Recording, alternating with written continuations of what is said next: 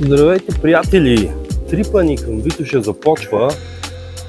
Под моста на влюбените доста хора чакат вече 6-1, което ще ни докара до златните мостове.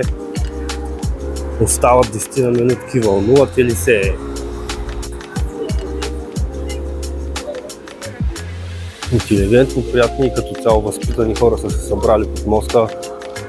Хора, които ценят и обичат природата и са избрали да прекарат добре ден.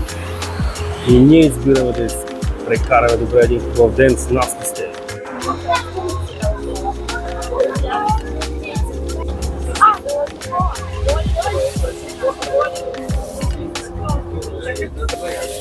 Екскурзията почна.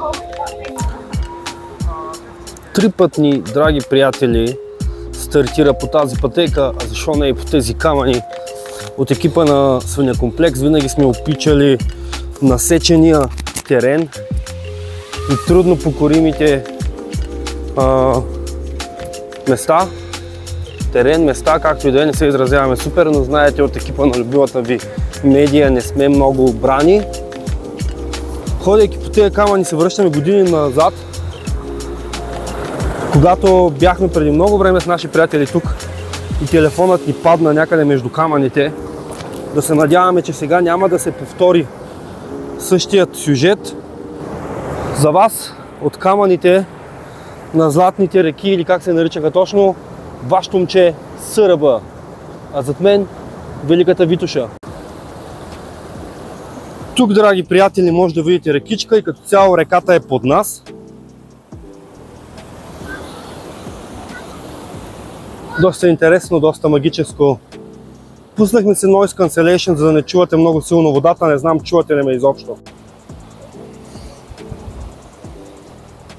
Още красиви кадри от любимата Витоша и от малките вирчета и водопадите, които ни привличат така неустоимо. Ако беше малко по-топло, щяхме да се топнем ето тук. Вълнуваме се, понеже нашето приключение тепърва започва. Светлината е не много благоприятна. Предстои хубав ден. Наситен, надяваме се, с позитивни емоции и като цяло целта на подобен род видеа е не да ви покажа как се забавлявам или не се забавлявам аз, а да ви провокират да изберете позитивното, да бъдете сред природата. Защото долу в града ние имаме проблеми, имаме ги навсякъде, но когато излезем извън града, извън проблемите си, ние успяваме да се оттърсим от тях, да се заредим и да се справим с всеки нов проблем, който ще дойде утре там долу. Ако ме разбирате за какво ви говоря.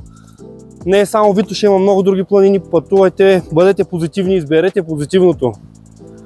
Защото ако искаме да се заробваме и забиваме в проблемите, днес ще имаме един демон, утре ще е друг.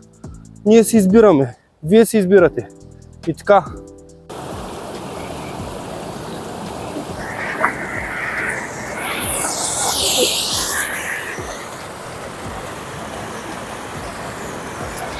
Много красиво, много приятно. Естествено, има и някои не много приятни елементи.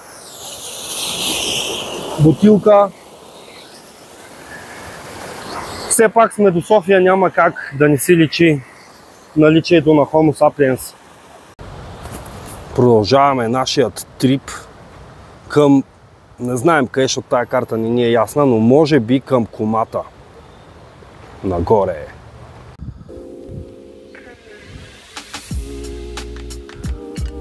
Това, приятели, са морените или каменните реки, така прочутите морени на Витоша. Аз отново, вашия гид, снем много хубаво вю, защото нямаме нито гимбъл, нито такова стик.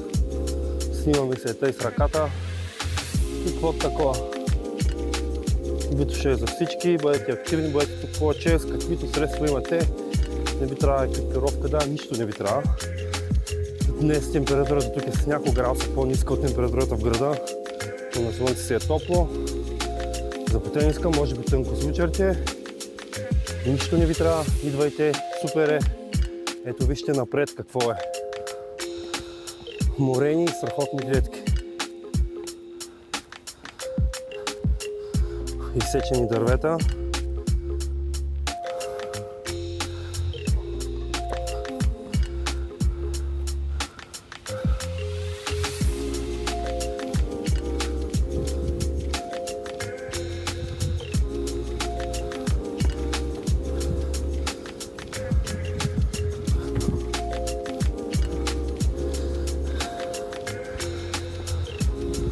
необятната красота на Витоша. Витоша въобще не е малка планина, въпреки че до София не е градска планина. Не се самозалъгвайте, но Витоша е супер, има какво да се види. Посещайте я по-често. Той ние трябва да го правим това, май, а?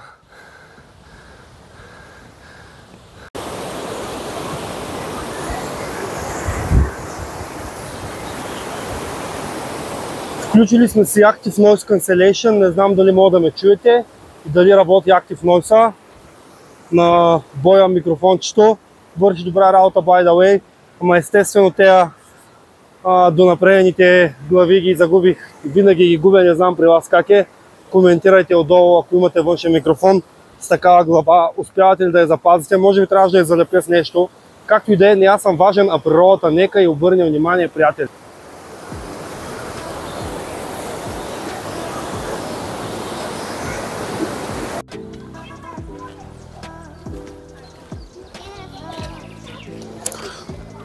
Продължаваме нашия трип малко по-не дива среда, малко по-градска среда, ама така се случи. Решихме да сменим маршрута и да отидем към Момина скала, където имаме приятели. Хубаво е, че все още имаме приятели някакви.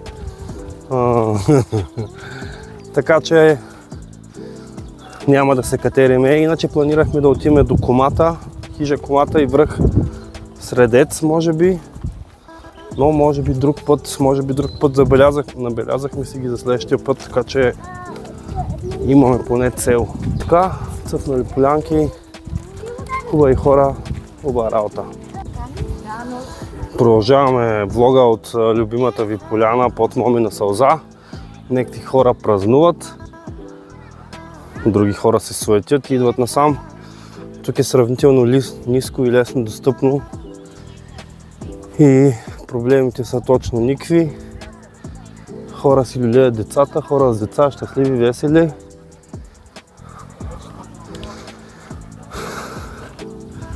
И хора без такива, всякакви хора. Ко правите, бе? Здрасти!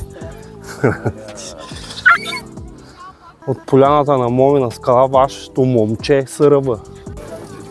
Продължаваме с гледката пред хижа Септември. Това е самата хижа.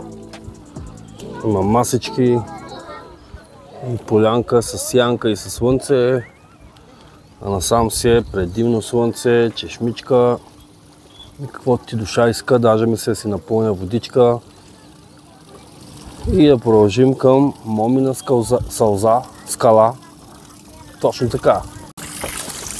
Пълним си вода и към Момина скала, бейбе.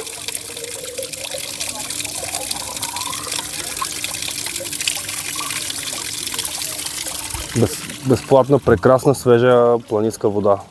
Препоръчваме пред водата в пластмасови бутилки.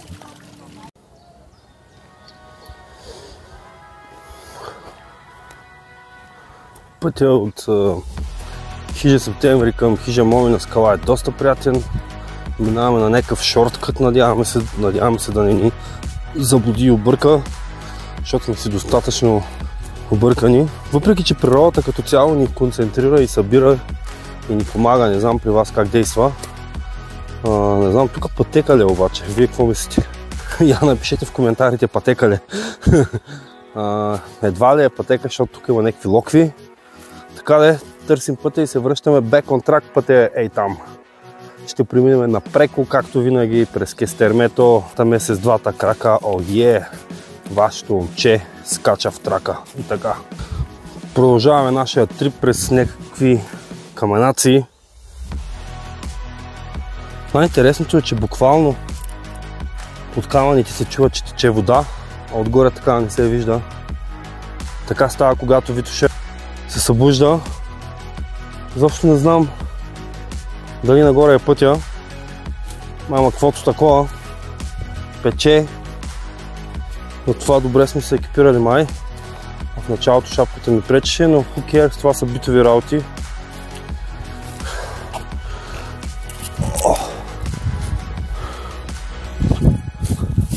Вървим на някъде и не знаем къде, надяваме се да се появи път. Май решихме да тръгнем към Боянския водопад, защото нещо не на впечатли хижа Момина скала супер много. Доста хора дошли да си хапват, което е нормално може би. Ние просто искаме да ходим из чукарите, като улави. И така. И ето ни след преминаване през такива драки, цъфнали, сме вуаля, на пътя към Боянския водопад. С нас ли сте? Добре, диджей Риду. Диджей Риду от Фондо Визу. Всички. Диво да Фондо Визу. Ми супер хубаво да си хода по Фондо Визу. Ми супер хубаво. В Фондо Визу. Това е перформанс. Съм почивка днеска, защото ако трябваше кола... Чуваш ли ме? Диво да Фондо Визу! И се бъде мене гена магена мамена бина Шо! Цялата схема.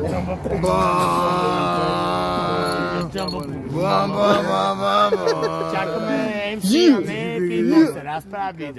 Отиваш си ляга? Почваме сега в 6. Тази супер разсушня игра. Засечен терен. Няма, да. Аз Обаче, пък за това имам два.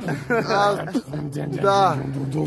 Бирата. Сега нарете, ей, Рен, motherfucker, man! Идва и веднага в фондово жилище по своята красива жена, защото ще те набия на мига.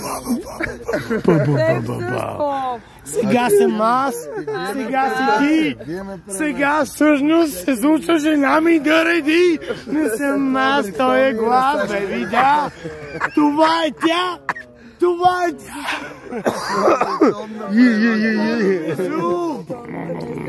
Супер хубаво. Много яко.